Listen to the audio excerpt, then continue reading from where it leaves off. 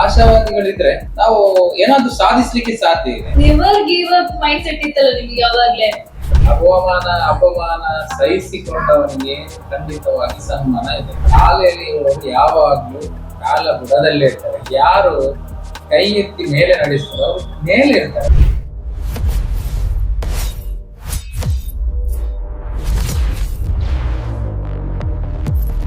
Hi, ನನ್ನ ಹೆಸರು ಖುಷಿರಾಣಿ. ಎಲ್ರೂ ಲೈಫಲ್ಲಿ ಅನ್ಕೊಳ್ಳೋದೇನು, ಪವರ್ಫುಲ್ ಆಗ್ಬೇಕಂತ ತಾನೆ. ನಾನ್ ಕೂಡ ಅಷ್ಟೇ.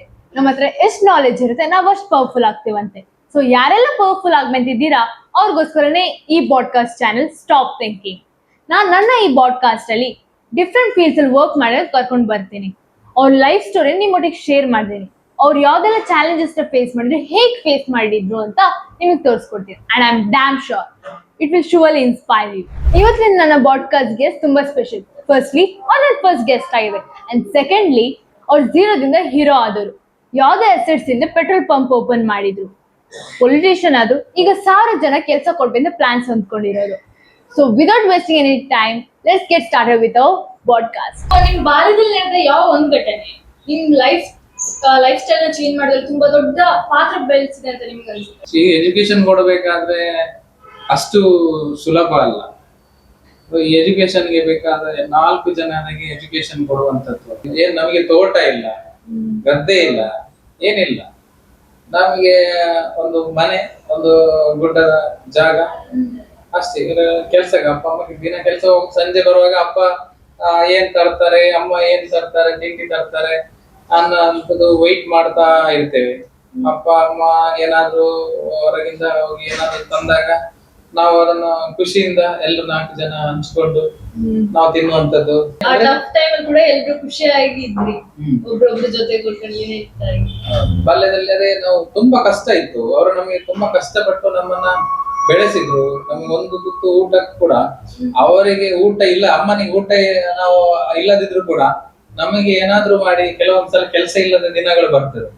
ಅವಾಗ ಏನಾದ್ರೂ ಈ ಸ್ಟೋರ್ ಇಂದ ತಂದಂತ ಅಕ್ಕಿ ಏನಿರ್ತದೆ, ನಮಗೆ ಸರ್ಕಾರದಿಂದ ಬರುವಂತ ಸ್ಟೋರ್ ಇಂದ ಬರುವಂತ ಅಕ್ಕಿ ಏನಿದೆ ಅದನ್ನು ಬೇಯಿಸಿ ತಿಂದದ್ದು ಅದು ಕೂಡ ನನಗೆ ನೆನಪಿದೆ. ಈಗ ಆಗ ಏನು ಸ್ವಲ್ಪ ಆರ್ಥಿಕ ಸಂಕಷ್ಟ ಬಂದಾಗ ಅವಾಗ್ಲೂ ಕೂಡ ಅಮ್ಮ ನಮಗೆ ತೋರಿಸ್ಕೊಳ್ಳಿಲ್ಲ, ಅದು ಹೇಳಲಿಲ್ಲ ನಮಗೆ. ಯಾವಾಗ ಸ್ಟೋರ್ ಅಕ್ಕಿ ಕೂಡ ನಾವು ಊಟ ಮಾಡಿದ ನಮಗೆ ನೆನಪಿದೆ.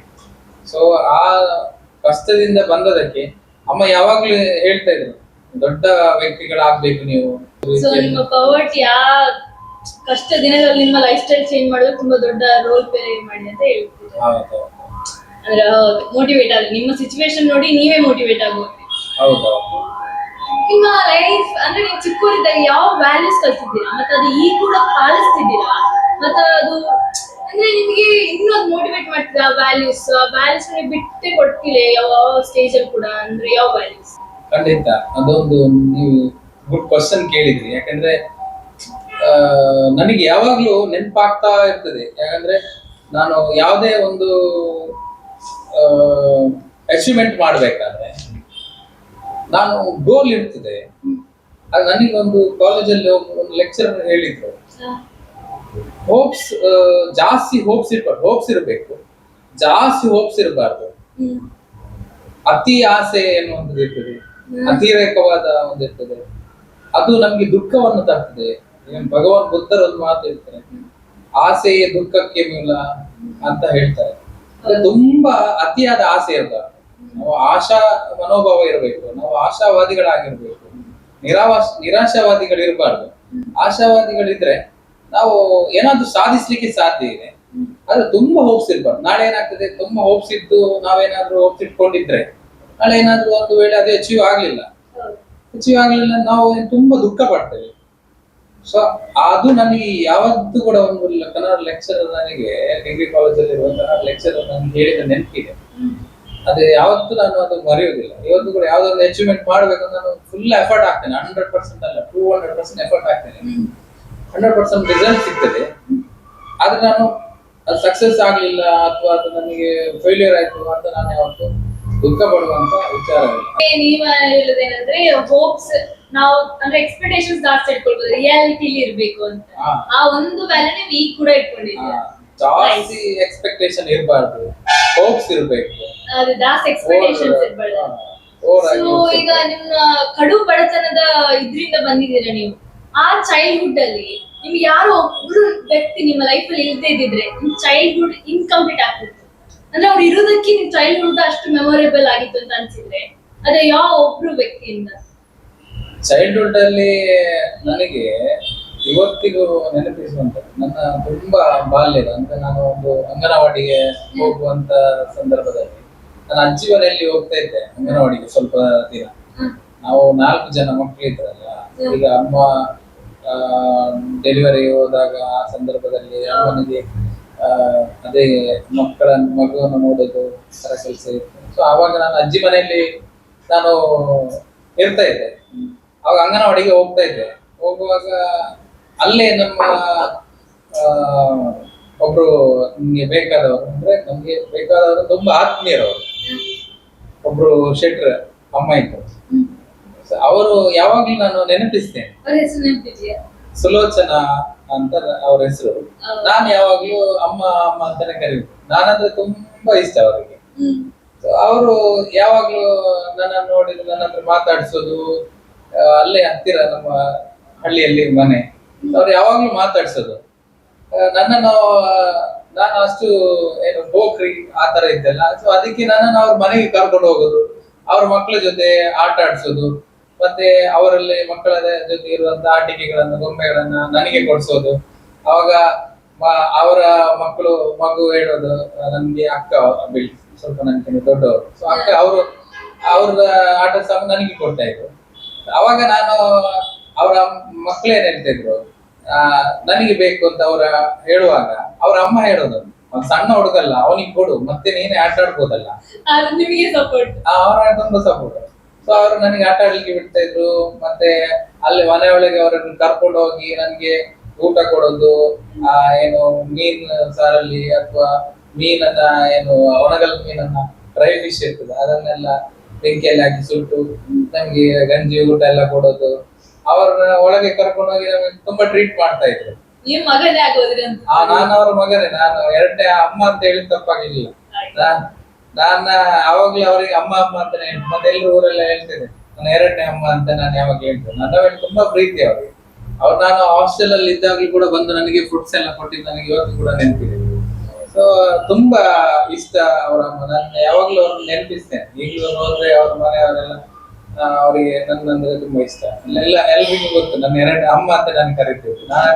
ಮತ್ತೆ ಊರವ್ರಿಗೆಲ್ಲ ಗೊತ್ತು ನಾನಂದ್ರೆ ಇಷ್ಟ ಅಂತ. ನೀವೀಗ ಲೈಫ್ ಅಲ್ಲಿ ಒಂದು ದೊಡ್ಡ ಮಟ್ಟದಲ್ಲಿ ಬಂದಿರಾ, ಬಿಸ್ನೆಸ್ ಮ್ಯಾನ್ ಆಗಿದ್ದೀರಾ, ಪೆಟ್ರೋಲ್ ಪಂಪ್ ನಡೆಸ್ತಿದ್ದೀರಾ. ಈ ಸ್ಟೇಜ್ ಅಲ್ಲಿ ನೀವ್ ಏನ್ ಆಗಿದ್ದೀರಾ ಆಗದೆ ಇದ್ದಿದ್ರೆ ಬೇರೆ ಯಾವ ಫೀಲ್ಡ್ ಅಲ್ಲಿ ಇರ್ತಿದ್ರಿ, ಬೇರೆ ಯಾವ ಫೀಲ್ಡ್ ಅಚೀವ್ಮೆಂಟ್ ಮಾಡ್ತಿದ್ರಿ ಅನ್ಸುತ್ತೆ? ಸೊ ನಾನು ಪೆಟ್ರೋಲ್ ಪಂಪ್ ಓನರ್ ಆಗಿಲ್ಲ ಅಂದ್ರೆ ಯಾವ್ದಾದ್ರು ಅದೇ ನಾನು ಪೊಲಿಟಿಷಿಯನ್ ಆಗಿ ಮುಂದುವರಿಬಹುದು. ಸೊ ನೀವು ಈಗ ಬಿಸ್ನೆಸ್ ಫೀಲ್ಡ್ ಗೆ ಏನ್ ಬಂದಿರಾ, ಅದು ಪೆಟ್ರೋಲ್ ಪಂಪ್ ಏನ್ ನಡೆಸಿದಿರಾ, ಇದು ಮಾಡದಿದ್ರೆ ನೀವು ಪೊಲಿಟಿಷಿಯನ್ ಆಗಿರ್ತಿದ್ರಿ ಅಂತ ಅನ್ಸುತ್ತೆ? ಹೌದು. ನಾನು ಬೇಸಿಕಲಿ ನಂದು ಬ್ಯಾಕ್ ಗ್ರೌಂಡ್ ಬಂದಿದ್ದೆ. ನಾನು ಬೇಕು ಅಂತ ಬಂದಿದ್ದಲ್ಲ, ಬಟ್ ಬ್ಯಾಕ್ ಗ್ರೌಂಡ್ ಸ್ಟಾರ್ಟ್ ಆಗಿದ್ದೆ ಅದು ಪೊಲಿಟಿಷಿಯನ್ ಲೆವೆಲ್ ಇಂದಾನೆ ಸ್ಟಾರ್ಟ್ ಆಗಿದೆ. ಅದು ಅನ್ಎಕ್ಸ್ಪೆಕ್ಟೆಡ್ಲಿ ಬಂತು. ಬೇಕು ಅಂತ ನನಗೆ ಅದು ಇಂಟ್ರೆಸ್ಟ್ ಸಬ್ಜೆಕ್ಟ್ ಅಂತ ಆಗಿರಲಿಲ್ಲ. ಏನೋ ಯಾವ್ದೋ ಕಾರಣಕ್ಕೂ ಒಬ್ಬೊಬ್ಬರನ್ನ ಒಂದೊಂದ್ ಕಡೆ ಎಲ್ಲಿ ಸೇರಿಸ್ಬೇಕು ಅಲ್ಲೇ ಸೇರಿಸ್ಕೊಂಡು ಹೋಗ್ತಾರೆ. ಸೊ ಆ ಕಾರಣಕ್ಕೆ ನಾನು ಪೊಲಿಟಿಷಿಯನ್ ಆಗಿದಂತೆ ಬಂದೆ. ಏನೋ ಇದ್ರಲ್ಲೊಂದು ಯಾವ್ದೋ ಒಂದು ಬದಲಾವಣೆ, ಒಂದು ಟರ್ಮ್ ಸ್ಟೇಜ್ ಅಲ್ಲಿ ಬದಲಾವಣೆ ಆಯ್ತು.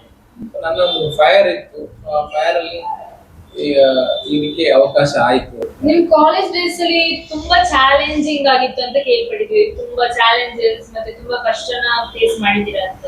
ಅದ್ರಲ್ಲಿ ಯಾವ್ದಾದ್ರು ಹಂಚ್ಕೊಳ್ಳೋದು ಅಂದ್ರೆ ಯಾವ್ದು? ನಾನು ಯಾವಾಗ ಕಾಲೇಜ್ಗೆ ಹೋಗ್ತಾ ಇದ್ದೆ ಅವಾಗ ಒಂದೇದು ಕಷ್ಟ ಇತ್ತು, ಬಡತನ ಅನ್ನುವಂಥದ್ದು ಇತ್ತೇ ಇದೆ. ಆದ್ರೆ ಅದ್ರ ಜೊತೆಗೆ ನಾವು ಬಡತನ ಇದೆ ಅಂತ ಹೇಳಿ ಸುಮ್ಮನೆ ಕೂರ್ಲಿಲ್ಲ. ನಾವು ಕೂಡ ಒಂದೊಂದ್ಸಲ ಈ ಕ್ಯಾಟರಿಂಗ್ ಕೆಲ್ಸಕ್ಕೆ ಹೋಗುವಂಥದ್ದು ಎಲ್ಲ ನಾವು ಮಾಡ್ತಾ ಇದ್ವಿ. ಆಗ ನಮಗೆ ಒಂದು ಸಣ್ಣ ಪುಟ್ಟ ಅಮೌಂಟ್ ಸಿಗ್ತಾ ಇತ್ತು ಖರ್ಚಿಗೆ. ಸೊ ಅದನ್ನ ನಾವು ಯುಟಿಲೈಸ್ ಮಾಡ್ತಾ ಇದ್ವಿ.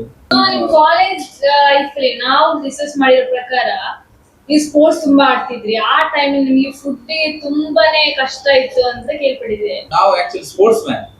ನಮ್ಗೆ ಸ್ಪೋರ್ಟ್ಸಿಗೆ ಸ್ವಲ್ಪ ಫುಡ್ ಜಾಸ್ತಿ ಬೇಕು. ಜಿಮ್ ಮಾಡ್ತಾ ಇದ್ವಿ, ಕುಸ್ತಿ ಆಡ್ತಾ ಇದ್ವಿ, ಕಬಡ್ಡಿ ಆಡ್ತಾ ಇದ್ವಿ.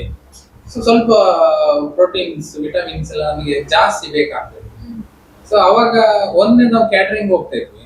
ಎರಡನೇ ವಿಚಾರ ಏನಂದ್ರೆ ನಾವು ದಿನ ಮಧ್ಯಾಹ್ನ ಗೋಕರ್ಣೇಶ್ವರ ಕಾಲೇಜಿಂದ ಇಲ್ಲಿ ಗೋಕರ್ಣನಾಥೇಶ್ವರ ದೇವಸ್ಥಾನದವರೆಗೆ ಅಲ್ಲಿವರೆಗೆ ನಡ್ಕೊಂಡು ಹೋಗಿ ಅಲ್ಲಿ ಊಟ ಮಾಡಿ ನಮಗೆ ಅಲ್ಲಿ ಟೋಕನ್ ಕೊಡ್ತಾ ಇದ್ವಿ.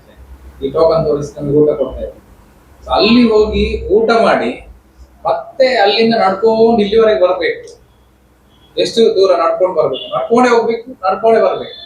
ಅಲ್ಲಿ ಊಟ ಮಾಡಿ ಬಂದು ಮತ್ತೆ ಕ್ಲಾಸಿಗೆ ಬರ್ಬೇಕು. ನನಗೆ ಫುಡ್ ಇಲ್ಲ, ನನಗೆ ಪ್ರೋಟೀನ್ಸ್ ಇಲ್ಲ ಅಂದ್ರೆ ಸ್ಪೋರ್ಟ್ಸ್ ಆಡೋದ್ ಬಿಡಿಲ್ಲ. ಏನಾದ್ರೂ ನಾನು ಆಡ್ತೀನಿ, ಹೇಗಾದ್ರೂ ಮಾಡಿ ಆಡ್ತೀನಿ. ಹೌದೌದು. ಅಂದ್ರೆ ಅದು never give up mind set ಇತ್ತಲ್ಲ ನಿಮ್ಗೆ ಯಾವಾಗ್ಲೇ.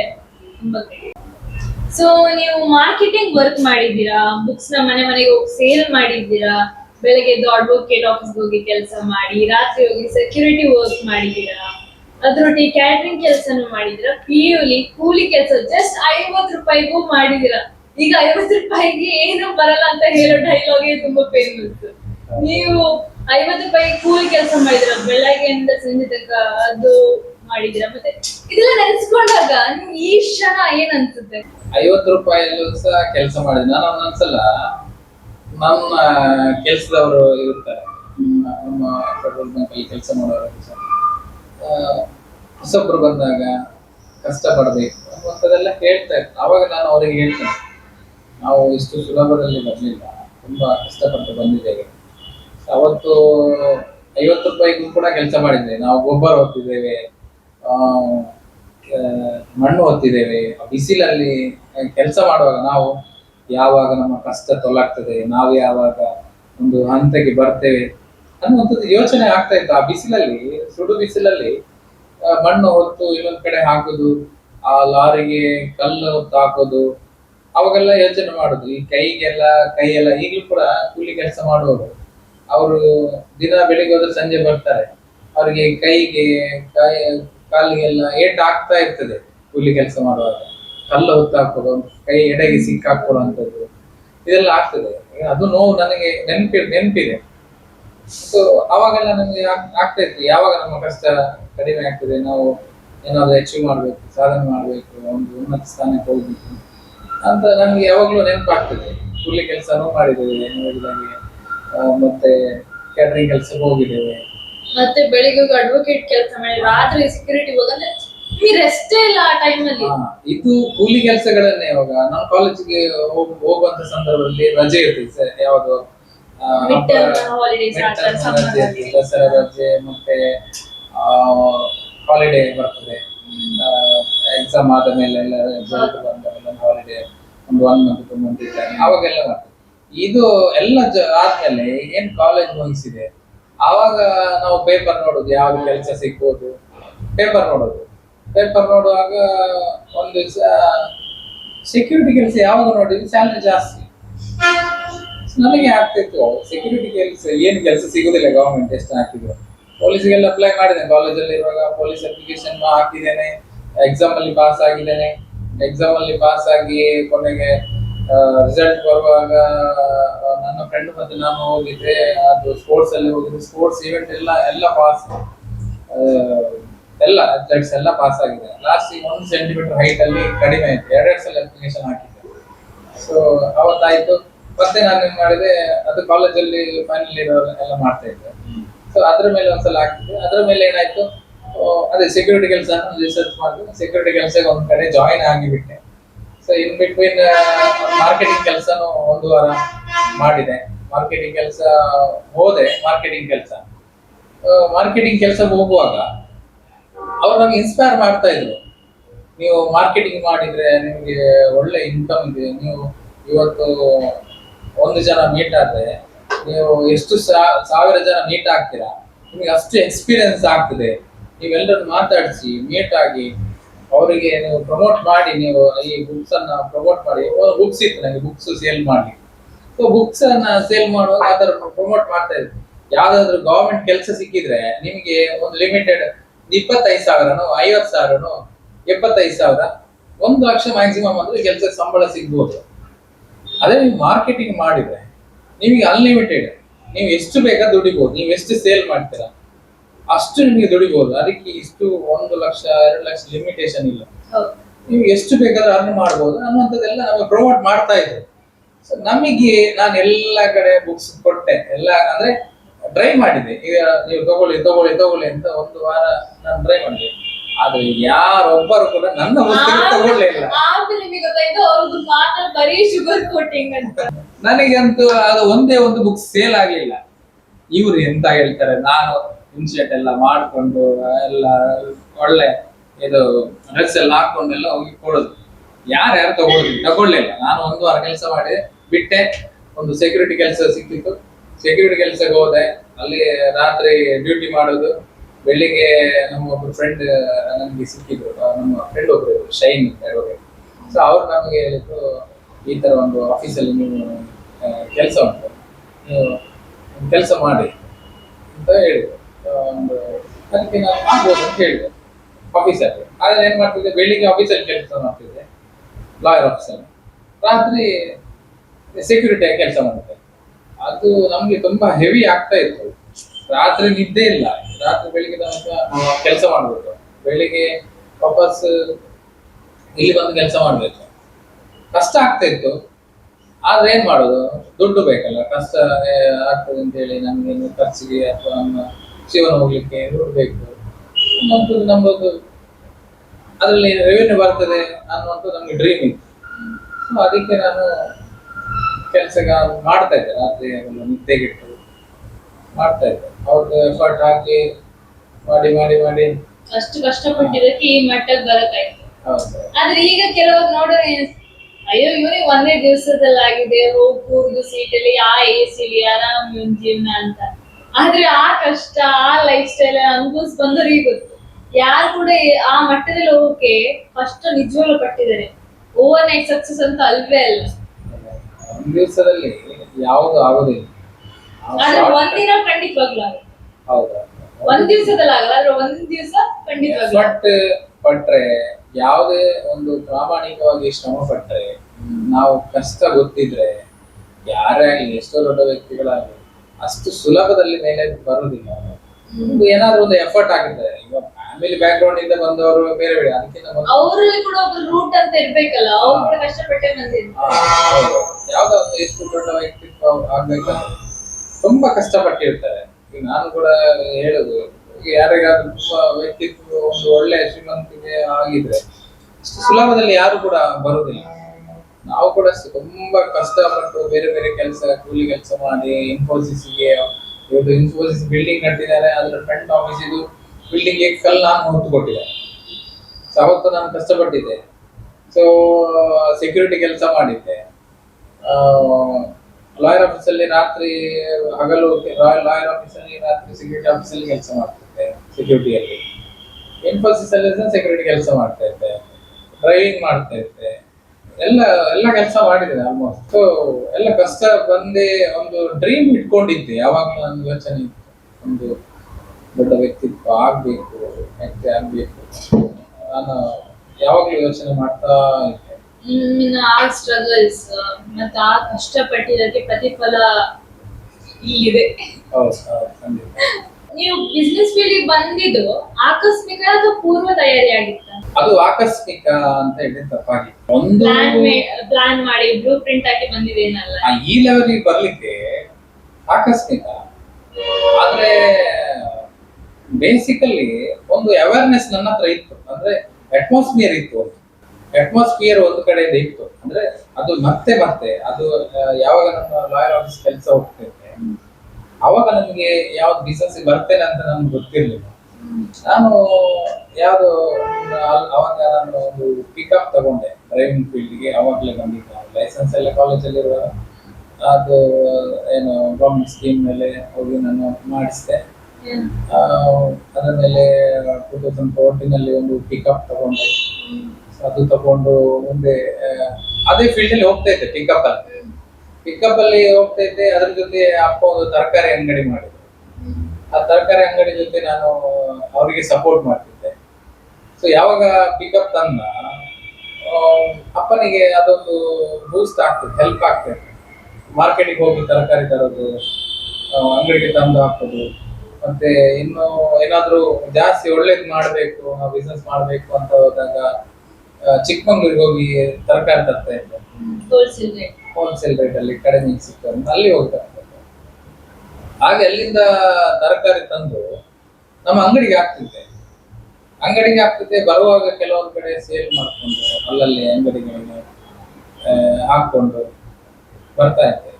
ಇನ್ನು ಮತ್ತೆ ನಮ್ಗೆ ಅಷ್ಟು ದೊಡ್ಡ ತರಕಾರಿ ಜಾಸ್ತಿ ಆಗ್ತದೆ, ತುಂಬಾ ಇದೆ ಅಂತ ಹೇಳುವಾಗ ನಾವು ತರಕಾರಿಯನ್ನ ಬೇಟೆಯಲ್ಲಿ ವ್ಯಾಪಾರ ಮಾಡಿದ್ದು ಇದೆ. ಅದ್ರ ಜೊತೆಗೆ ಅದು ಖಾಲಿ ಆಗ್ಲಿಲ್ಲ ಅಂತ ಹೇಳುವಾಗ ನಾವು ಮನೆಗೆ ಹೋಗಿ ಒಂದೊಂದು ಸೈಟಲ್ಲಿ ಮನೆಗಳಿರ್ತದೆ.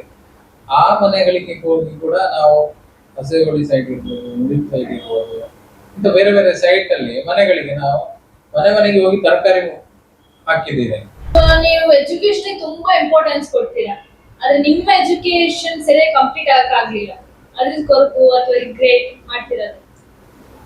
ಅದು ಕಂಪ್ಲೀಟ್ ಅಂದ್ರೆ ಕೊರಗು ಅಂತೇನಿಲ್ಲ. ಆಕ್ಚುಲಿ ಎಲ್ಲ ಎಜುಕೇಶನ್ ಮುಂದುವರಿಬೇಕು. ಆದ್ರೆ ಆವಾಗಿನ ಕಾಲದ ಕಷ್ಟಗಳಿತ್ತು, ಸಮಸ್ಯೆಗಳಿತ್ತು, ಅದ್ರ ಬಗ್ಗೆ ಜಾಸ್ತಿ ತಲೆಬಿಸಿ ಮಾಡುದಿಲ್ಲ. ಯಾಕಂದ್ರೆ ನನಗೆ ಯಾವಾಗ್ಲೂ ನನ್ನ ಮನಸ್ಸಲ್ಲಿತ್ತು ಅಚೀವ್ ಮಾಡ್ಬೇಕು ಅಂತ ನನ್ನ ಮನಸ್ಸಲ್ಲಿತ್ತು ಯಾವಾಗ್ಲೂ.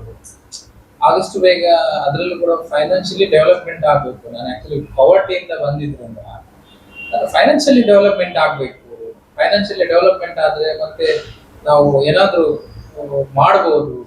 ಇವತ್ತು ಬೇಕಾದ್ದು ಎಜುಕೇಶನ್ ಜೊತೆಗೆ ಫೈನಾನ್ಷಿಯಲ್ ಡೆವಲಪ್. ನಂದು ತವಕ ಇತ್ತು, ನಾವು ಏನಾದ್ರೂ ಮಾಡಿ ಕಷ್ಟಗಳು ಹೋಗ್ಬೇಕು, ಆರ್ಥಿಕ ಅಭಿವೃದ್ಧಿ ಆಗ್ಬೇಕು. ಈ financial development Indian economy development, ಅವಾಗ ನಿಜವಾದ ಭಾರತ ದೇಶದ ಅಭಿವೃದ್ಧಿ. ಸೊ ಎಜುಕೇಶನ್ ಬರ್ತದೆ, ಅದರಲ್ಲೂ ಫೈನಾನ್ಸ್ ಕೂಡ ಬರ್ತದೆ, ಆರ್ಥಿಕತೆಯೂ ಬರುತ್ತೆ. ಸೊ ಶಿಕ್ಷಣ, ಆರ್ಥಿಕ ಅಭಿವೃದ್ಧಿ ಯಾವಾಗ ಅಭಿವೃದ್ಧಿ ಆಗ್ತದೆ ಅವಾಗ ಭಾರತ ದೇಶದ ಅಭಿವೃದ್ಧಿ ಆಗ್ತದೆ. ಮತ್ತೆ ದೇಶ ನಮಗೆ ಖರ್ಚು ಮಾಡೋದಿಲ್ಲ, ನಾವು ದೇಶಕ್ಕೆ ಕೊಡ್ತೇವೆ. ಸೊ ಅದಕ್ಕೆ ನನಗೆ ಯಾವಾಗಲೂ ಆಗ್ತಿದ್ದು ಆರ್ಥಿಕ ಅಭಿವೃದ್ಧಿ ಆಗ್ಬೇಕು, ನನಗೆ ಫೈನಾನ್ಷಿಯಲಿ ಡೆವಲಪ್ಮೆಂಟ್ ಆಗ್ಬೇಕು ಅನ್ನೋದು ನನಗೆ ಯಾವಾಗಲೂ ತವಕ ಇತ್ತು ಮನಸ್ಸಲ್ಲಿ. ಸೊ ಅದೇ ನನಗೆ ಹೊರಗು ಅಂತ ಹೇಳಲಿಕ್ಕೆ ಆಗೋದಿಲ್ಲ. ಫೈನಾನ್ಷಿಯಲ್ ಡೆವಲಪ್ಮೆಂಟ್ ಆಗಿದೆ. ಏನು ಅದು ಈ ಸೊಸೈಟಿಗೆ ಏನಾದ್ರು ಮಾಡ್ಬೇಕು ಅನ್ನೋದು ಇಂಟೆನ್ಷನ್. ನೀವು ಯಾವ ಸ್ಟೇಜಿಗೆ ಬರ್ಬೇಕು ಅನ್ಕೊಂಡಿದ್ರಿ ಅದ್ ಬಂದಿದ್ದೀರಾ ಅಂತ ಆಯ್ತು. ಹೌದು. ಅದಕ್ಕೆ ಯಾವಾಗ್ಲೂ ಎಜುಕೇಶನ್ ಮುಖ್ಯ ಆಗುತ್ತೆ, ಟ್ಯಾಲೆಂಟ್, ಮೈಂಡ್ ಸೆಟ್, ಮ್ಯಾನಿಫೆಸ್ಟೇಷನ್ ಇದೆಲ್ಲ ಮುಖ್ಯ ಆಗುತ್ತೆ. ಅದಕ್ಕೆ ಬರೀ ಬುಕ್ ನಾಲೆಜ್ ಎಲ್ಲ ಹೊರಗೆ ಸೊಸೈಟಿ ಆಗಿರ್ಬೋದು ಅಥವಾ ಹೊರಗಡೆ ಎನ್ವೈರನ್ಮೆಂಟ್ ಆಗಿರ್ಬೋದು, ಹೊರಗಡೆ ನಮ್ಮ ಸುತ್ತಮುತ್ತ ಏನ್ ನಡೀತಿದೆ, ಸ್ಟೇಟ್ ಅಲ್ಲಿ ಏನ್ ನಡೀತಿದೆ, ಇಂಡಿಯಾದಲ್ಲಿ ಕಂಟ್ರಿ ಏನ್ ನಡೀತಿದೆ, ವರ್ಲ್ಡ್ ಅಲ್ಲಿ ಏನ್ ನಡೀತಿದೆ, ಎಲ್ಲರ ನಾಲೆಜ್ ಇರ್ಬೇಕು. ಮತ್ತೆ ಅದನ್ನ ನೀವು ಪಡ್ಕೊಂಡಿದ್ದೀರಾ ಕೂಡ. ಯಾಕಂದ್ರೆ ಆ ಪಾಯಿಂಟಿಗೆ ಬರ್ಬೇಕು, ಎಲ್ಲದನ್ನು ತಿಳ್ಕೊಳ್ತಿದ್ರೆ ಬುಕ್ ಅಲ್ಲಿ ಮೇ ಬಿ ಎಷ್ಟೋ ವರ್ಷ ಹಿಂದೆ ಬರ್ದಿದ್ದಾಗಿರ್ಬೋದು, ಆದ್ರೆ ಈ ಮೂಮೆಂಟ್ ಅಲ್ಲಿ ಪ್ರೆಸೆಂಟ್ ಅಲ್ಲಿ ಏನ್ ನಡೀತಿದೆ ಅಂತ ಗೊತ್ತಿರ್ಬೇಕಲ್ವಾ. ನೀವು ತುಂಬಾ ಡಿಫ್ರೆಂಟ್ ಫೀಲ್ಡ್ಸ್ ಅಲ್ಲಿ ವರ್ಕ್ ಮಾಡಿದ್ರೆ, ನಾನು ಹೇಳಿದಂಗೆ ತುಂಬಾ ಡಿಫ್ರೆಂಟ್ ಫೀಲ್ಡ್ಸ್ ನಾಲೆಜ್ ಇದೆ ನಿಮಗೆ. ಆದ್ರೂ ಕೂಡ ನೀವು ಪೆಟ್ರೋಲ್ ಪಂಪ್ ನ ಓಪನ್ ಮಾಡಿ, ನಿಮಗೆ ಇದ್ರ ಬಗ್ಗೆ ನಾಲೆಜ್ ಎಲ್ಲಿಲ್ಲ ನಮ್ಮ ರಿಸರ್ಚ್ ಪ್ರಕಾರ. ಆದ್ರೂ ಕೂಡ ನೀವು ಇದೇ ಫೀಲ್ಡ್ ಚೂಸ್ ಮಾಡಿದ್ರೆ, ಮತ್ತೆ ಎಷ್ಟೋ ಸಲ ಸೋತ್ರು ಕೂಡ, ಎಷ್ಟೋ ಸಲ ಗಿವ್ ಅಪ್ ಮಾಡಕ್ ರೀಸನ್ ಸಿಕ್ಕರು ಕೂಡ ಇಲ್ಲೇ ನಿಂತು ಇಲ್ಲೇ ಸಾಧಿಸಿದ್ದೀರಾ. ಅದ್ ಹೇಗೆ ಇದೇ ಫೀಲ್ಡ್ ಯಾಕೆ ಚೂಸ್ ಮಾಡಿದ್ರಿ ನೀವು? ಆಕ್ಚುಲಿ ಇದೇ ಫೀಲ್ಡ್ ಚೂಸ್ ಮಾಡ್ಲಿಕ್ಕೆ ಅದೇ ನಾನು ಕೆಲವೊಂದು ನಾವು ಒಂದೊಂದು ಫೀಲ್ಡ್ ಬರ್ಲಿಕ್ಕೆ ಒಂದೇ ರೀಸನ್ ಅಲ್ಲ, ಬೇರೆ ಬೇರೆ ರೀಸನ್ ಇರ್ತದೆ. ಈ ರೀಸನ್ ಏನಂತ ಹೇಳಿದ್ರೆ, ನಂದು first of all social work. ನಾವು ತುಂಬಾ ಬೇರೆ ಬೇರೆ ರೀತಿಯಲ್ಲಿ ಸೋಷಿಯಲ್ ವರ್ಕ್ ಮಾಡ್ತಾ ಇರ್ತಾರೆ. ಈ ಸೋಷಿಯಲ್ ವರ್ಕ್ ಮಾಡ್ತಾ ಇರುವಾಗ ಆಕ್ಚುಲಿ ಯಾರೋ ಸೋಷಿಯಲ್ ವರ್ಕ್ ಮಾಡಿ ಪವರ್ಟಿಗೆ ಬರ್ತಾರೆ. ಬಟ್ ನಂದು ಏನಾಯ್ತು, ಡಿಫ್ರೆಂಟ್ ಸ್ಕಿಲ್. ನಾವು ಸೋಷಿಯಲ್ ವರ್ಕ್ ಮಾಡ್ತಾ ಏನಾಯ್ತು, ಒಂದ್ ದಿವಸ ನನ್ನ ಫ್ರೆಂಡ್ ಒಬ್ರು ಸಿಕ್ಕಿದ್ರು. ಈಗ ಸೋಷಿಯಲ್ ಮೂವ್ಮೆಂಟ್ ಅಲ್ಲಿ ಇರುವಾಗ ಫ್ರೆಂಡ್ ಸಿಕ್ಕಿದ್ರು. ಅವ್ರ ಫ್ರೆಂಡ್ ಏನ್ ಹೇಳಿದ್ರು, ಒಂದ್ ದಿವಸ ರಾತ್ರಿ ಒಂದು 11:30-12 ಗಂಟೆ ರಾತ್ರಿ ಆಗಿದೆ. ಬಿಟ್ವೀನ್ ಆ ಟೈಮಲ್ಲಿ ನನಗೆ ಫೋನ್ ಮಾಡಿದ್ರು, ದಿನೇಶ್ ಒಂದು ಅವೇರ್ನೆಸ್ ಪ್ರೋಗ್ರಾಮ್ ಇದೆ, ಈ ಪ್ರೋಗ್ರಾಮ್ ಬಗ್ಗೆ ನೀನೊಂದು ಮೆಸೇಜ್ ಟೈಪ್ ಮಾಡು. ನನಗೆ ಅವಾಗ್ಲಷ್ಟೇ ಮೊಬೈಲ್ ಅಲ್ಲಿ ಕನ್ನಡ ಟೈಪ್ ಮಾಡ್ಲಿಕ್ಕೆ ಟ್ರೈ ಮಾಡ್ತಾ ಇದ್ದೆ, ಸ್ವಲ್ಪ ಕನ್ನಡ ಟೈಪ್ ಮಾಡ್ತಾ ಇದ್ದೆ. ಹಾಗೆ ನಾನು ಅವರಿಗೆ ಅವ್ರು ಹೇಳಿದ್ರು, ದಿನೇಶ್ ಕನ್ನಡ ಟೈಪ್ ಮಾಡಿ ವಾಟ್ಸಪ್ ಅಲ್ಲಿ ಬಿಡುವ, ನೀನು ಕನ್ನಡ ಟೈಪ್ ಮಾಡಿ ಕಳಿಸು ಅಂತ ಹೇಳಿದ್ರು. ಅದಕ್ಕೆ ನಾನು ಹೇಳಿದೆ, ಸರ್ ಎಂತ ಸರ್ 11:30 ಗಂಟೆಗೆ ಏನ್ ಹೇಳ್ತೀರ, ಇದು ನನಗೆ ಕಷ್ಟ ಆಗ್ಬೋದು, ನನಗೆ ನಿದ್ದೆ ಬರ್ತದೆ ಇನ್ನು ಅಂತ ಹೇಳಿದ್ರು. ಸೊ ನಿದ್ದೆ ಬರ್ತದೆ ಅಂತ ಹೇಳುವ ಅವ್ರು ಹೇಳಿದ್ರು, ನೀವು ಮಾಡಲೇಬೇಕು ಈಗ ಅಂತ. ಅದಕ್ಕೆ ನಾನು ಏನ್ ಮಾಡಿದೆ, ಓಕೆ ಈ ನಮ್ಮ ಫ್ರೆಂಡ್ ಇವರು ಬಿಡುದೇ ಇಲ್ಲ, ಮತ್ತೆ ಅವರು ರಾತ್ರಿ 12-1 ಗಂಟೆ ಆದ ಮತ್ತೆ ಕಾಲ್ ಮಾಡ್ತಾನೆ ಇರ್ತಾರೆ. ಸೊ ಹೀಗೆ ಮಾಡ್ತಾ ಇದ್ರು. ನಾನೇನು ಮಾಡಿದೆ, ಮತ್ತೆ ಮೆಸೇಜ್ ಟೈಪ್ ಮಾಡಿದೆ. ಮೆಸೇಜ್ ಟೈಪ್ ಮಾಡಿ ಕಳಿಸಿದೆ ಅವರಿಗೆ. ಕಳಿಸಿ ಅವರ ಕರೆಕ್ಷನ್ ಮಾಡಿ ಕಳಿಸಿದ್ರು, ಇನ್ನು ಈ ತರ ಆಗ್ಬೇಕು, ಈ ತರ ಆಗ್ಬೇಕು ಅಂತ. ಸರ್ ವಾಪಸ್ ನಾನು ಅದನ್ನ ರಿಟರ್ನ್ ಅವರಿಗೆ ಕಳಿಸಿದೆ. ಓಕೆ ಆಯ್ತು ದಿನೇಶ್, ಇದನ್ನೆಲ್ಲ ಫಾರ್ವರ್ಡ್ ಮಾಡಬೇಕು, ನೀನ್ ಫಾರ್ವರ್ಡ್ ಮಾಡಿ, ನೀನ್ ಸಹ ಫಾರ್ವರ್ಡ್ ಮಾಡ್ಬೇಕು, ನಾನು ಸಹ ಫಾರ್ವರ್ಡ್ ಮಾಡಿದೆ. ವೈರಲ್ ಆಗುತ್ತೆ. ಎಲ್ಲ ವೈರಲ್ ಮಾಡಿದ್ವಿ. ಅದು ರಾತ್ರಿ 12 ಗಂಟೆಗೇನೋ ಅಲ್ವಾ? ಹೌದು, 12 ಗಂಟೆ ಕಳೆದಿದೆ. ಎಲ್ಲ ವೈರಲ್ ಆಯ್ತು. ವಾಟ್ಸಪ್ ಎಲ್ಲ ಕಡೆ, ಇಲ್ಲಿ ಕೋಲಾರ, ಮಂಗಳೂರು, ಇಡೀ ಡಿಸ್ಟಿಕ್ ಎಲ್ಲ, ಉಡುಪಿ, ಬೇರೆ ಬೇರೆ ಡಿಸ್ಟಿಕ್ ಅಲ್ಲಿ ವೈರಲ್ ಆಯ್ತು. ವೈರಲ್ ಆಗ್ತಾ ಲಾಸ್ಟ್ ಮರು ದಿವಸ 4 ಗಂಟೆಗೆ ಅದು ಅವೇರ್ನೆಸ್ ಪ್ರೋಗ್ರಾಮ್ ಆಯ್ತು. ಆ ಪ್ರೋಗ್ರಾಮ್ ತುಂಬಾ ಜನ ಬಂದಿದ್ರು, 100 ಮೇಲೆ ಜಾಸ್ತಿ ಜನ ಬಂದಿದ್ರು. ಎಲ್ಲರೂ ಅವೇರ್ನೆಸ್ ಪ್ರೋಗ್ರಾಮ್ ಅನ್ನ ಕೇಳಿದ್ರು, ಅವರವರು ಮಾಡ್ಲಿಕ್ಕೆ ಎಲ್ಲ ಟ್ರೈ ಮಾಡಿದ್ರು. ಒಬ್ಬೊಬ್ರು ನಾನ್ ಪೆಟ್ರೋಲ್ ಬಂಕ್ ಮಾಡ್ಬೇಕು ಅಂತ ತುಂಬಾ ಜನ ಟ್ರೈ ಮಾಡಿದ್ರು. ಎಲ್ಲ ಅವೇರ್ನೆಸ್ ಪ್ರೋಗ್ರಾಮ್ ಆಫೀಸರ್ಸ್ ನಂಬರ್ ಎಲ್ಲ ಅಲ್ಲಲ್ಲಿ ಮಾಡ್ತಾ ಇದ್ರು. ಕೆಲವೊಬ್ರು ಮಾಡಿದ್ರು, ಕೆಲವೊಬ್ರು ಮಾಡಲಿಲ್ಲ. 3 ಜನ ಮಾಡಿದ್ರು. ಒಂದಷ್ಟು ಜನ ಅವೇರ್ನೆಸ್ ಪ್ರೋಗ್ರಾಮ್ ಅಲ್ಲಿ ಉಡುಪಿಯಲ್ಲಿ, ಮತ್ತೆ 4-5 ಜನ ನನಗೆ ಗೊತ್ತಿರುವ ಹಾಗೆ ಪೆಟ್ರೋಲ್ ಬಂಕ್ ಮಾಡಿದ್ರು. ಒಂದು ಪುತ್ತೂರು ಕಡೆ ಮಾಡಿದ್ರು, ಮೂಡಬಿದ್ರೆ ಕಡೆ ಮಾಡಿದ್ರು, ಉಡುಪಿ ಕಡೆ ಮಾಡಿದ್ರು. ಸೊ ಆ ಪ್ರೋಗ್ರಾಮ್ ಇಂದ ಅವರಿಗೂ ಹೆಲ್ಪ್ ಆಯ್ತು.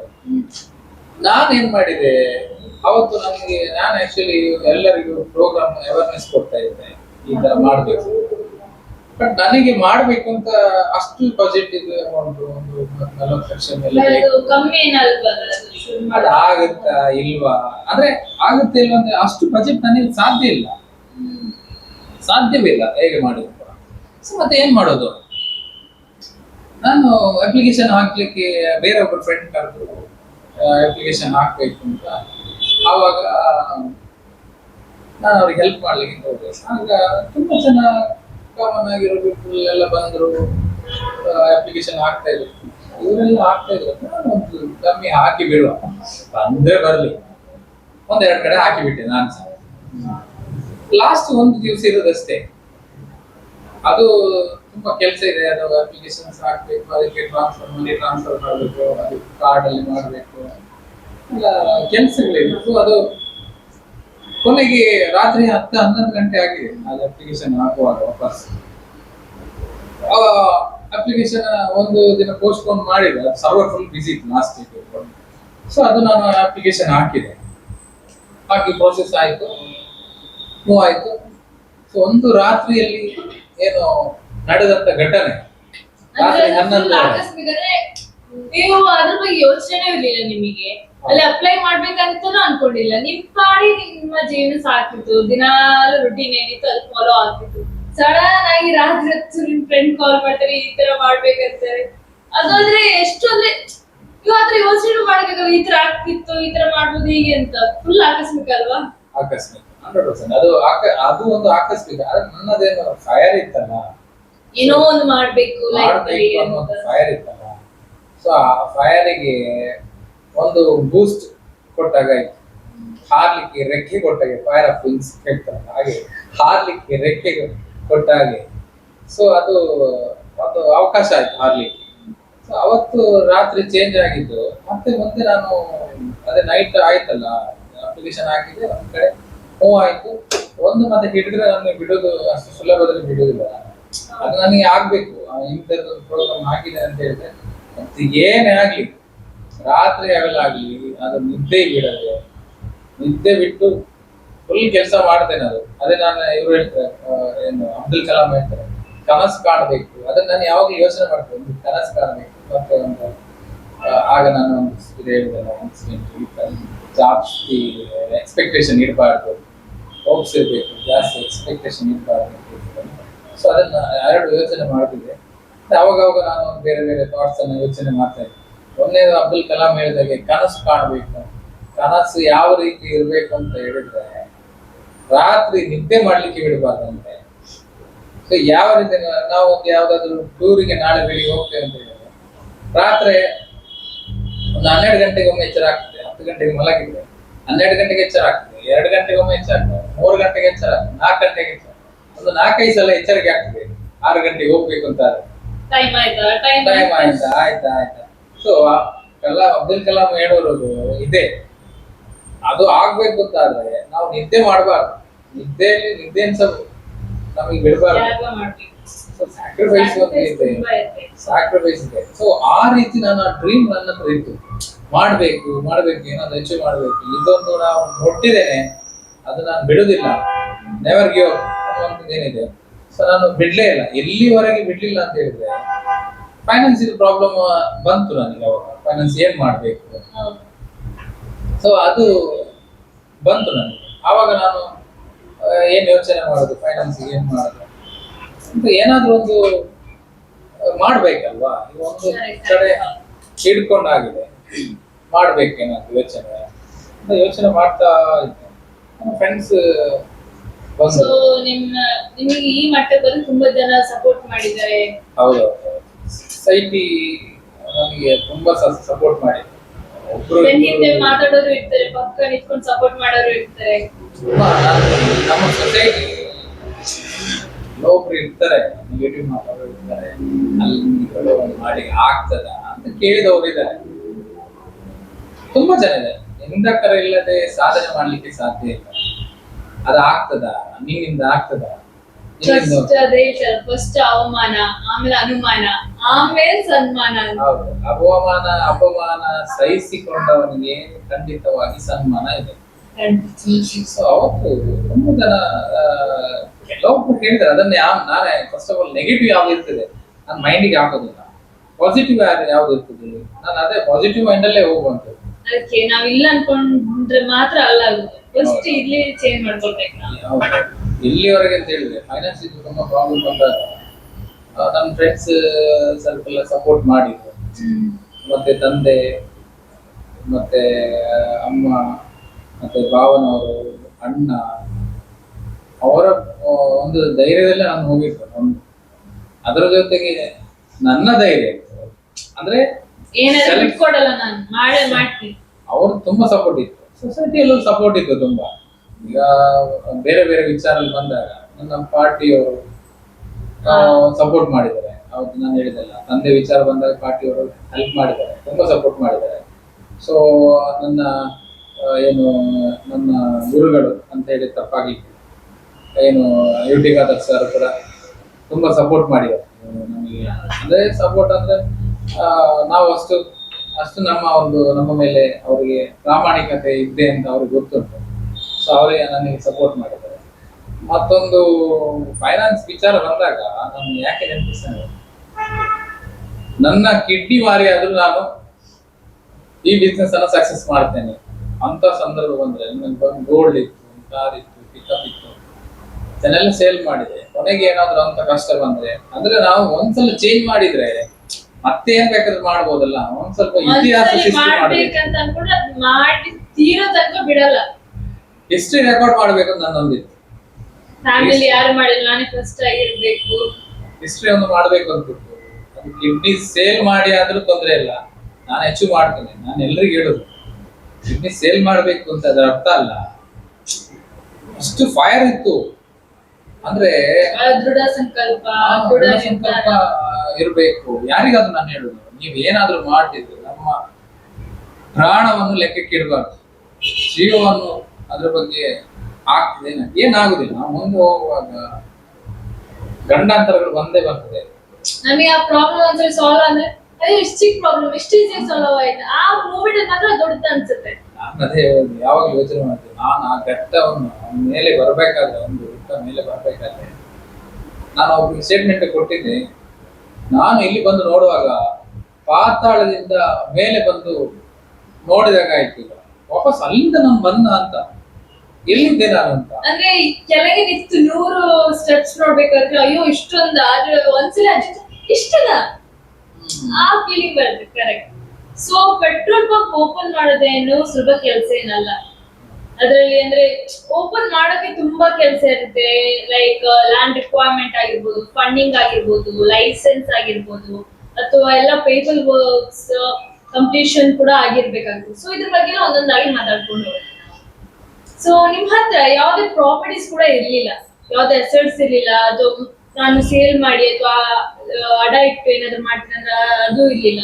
ಸೊ ನಿಮ್ಗೆ ಸೈಟ್ ಪರ್ಚೇಸ್ ಮಾಡಕ್ಕೆ ಹೇಗ್ ಸಾಧ್ಯ ಆಯ್ತು? ಅದೇ ಪೆಟ್ರೋಲ್ ಬಂಕ್ ಮಾಡೋದಂತ ಹೇಳಿದ್ರೆ ಒಂದು ಕಾರ್ಗಿಲ್ ಯುದ್ಧ ಅಂತ ಹೇಳಿದ್ರೆ ತಪ್ಪಾಗಿಲ್ಲ.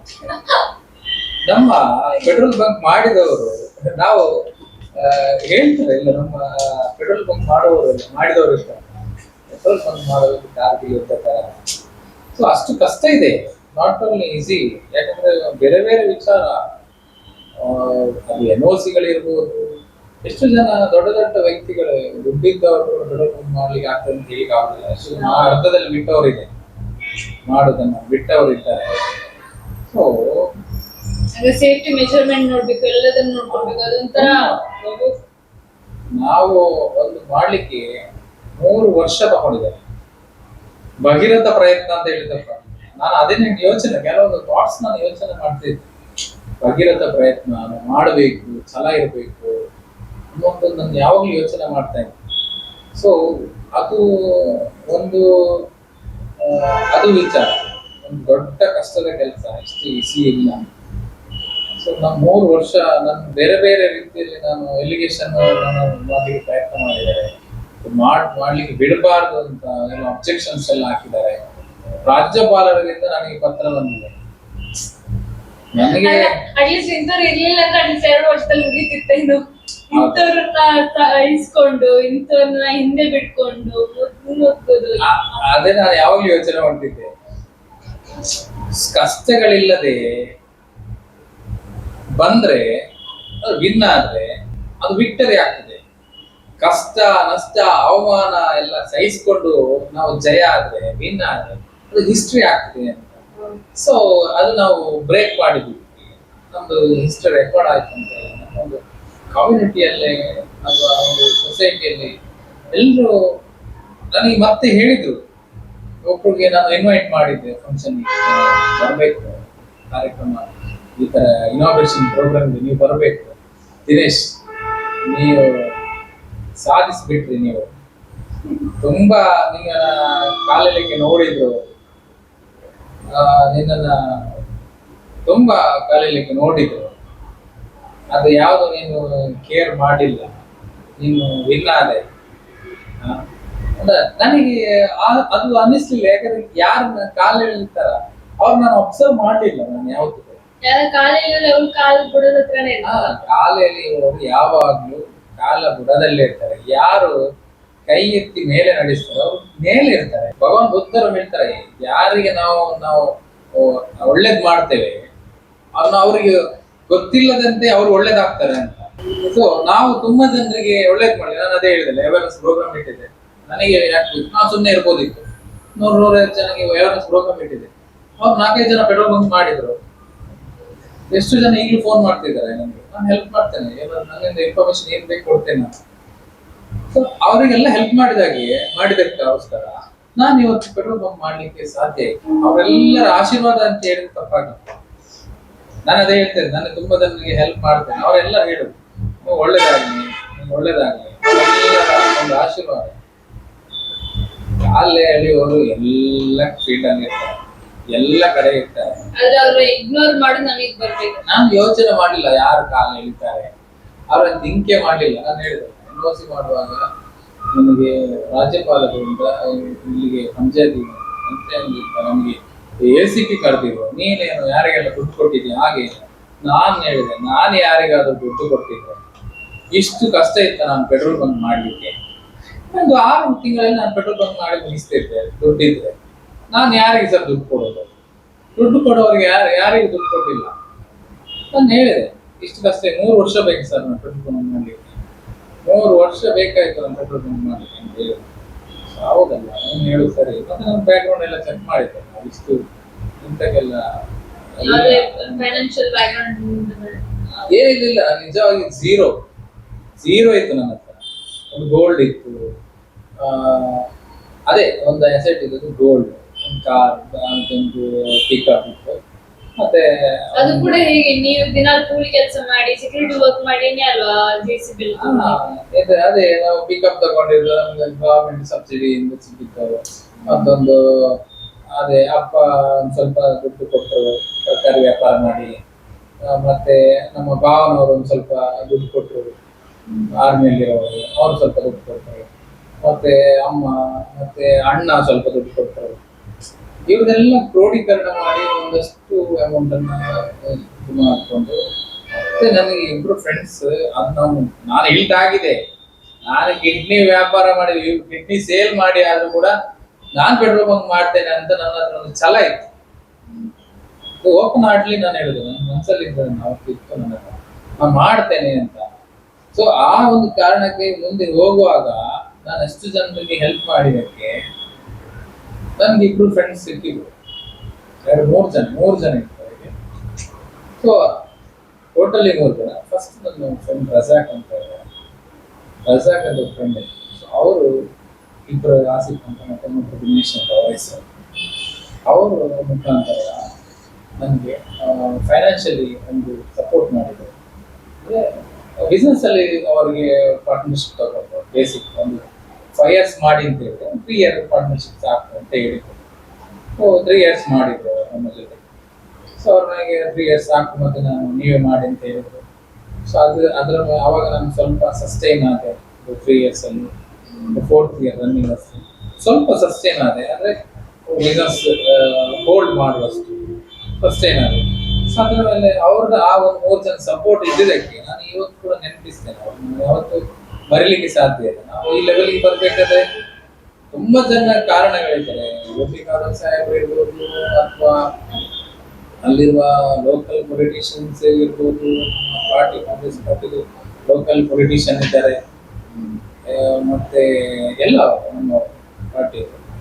ಅದ್ರ ಜೊತೆಗೆ ಇವರು ನಾವು ನೆನಪಿಸ್ಬೇಕು. ಮತ್ತೆ ರಘುವೀರ್ ಸುತಾರ್ಪೇಟೆ ಫ್ರೆಂಡ್, ಅವರು ಫ್ಯಾಮಿಲಿ ಮೆಂಬರ್ಸ್ ಅಂತ ನಾನು ಯಾರಿಗೂ ಕೂಡ ಬೇಸರ ವ್ಯಕ್ತಪಡಿಸಿ